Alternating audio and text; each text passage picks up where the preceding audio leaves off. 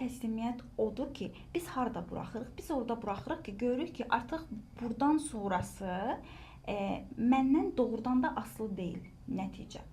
Məsələn, nəticə xarici faktordan asılı, nəticə bir başqasının iradəsindən asılıdır. Tutaq ki, deyirəm, mənim məsələn, bir xəstəliyim var və mən bilirəm ki, bu xəstəliklə məsələn, başa çıxa bilmək üçün mən nə bilim, həyat tərzimi dəyişdirməliyəm, sağlam qida alım və s. və s.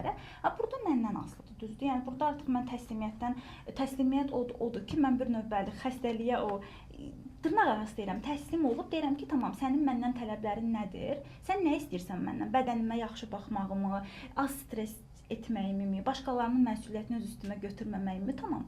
Mən bunu götürürəm üstümə, yəni bir növ təslimiyyət bax budur. Xəstəliyimlə mübarizə aparmaq yerinə, məsələn, onun mənə mesajı nədir? Keçən dəfə bunu Instagram storylərdə danışmışdıq hələ ki, o xəstəliyin mənə mesajı nədir? Baxıram ki, bunu məndən istəyir, deyirəm, tamam. Mən bax bunları edirəm və bu nəticə artıq məndən asılıdır, düzdür?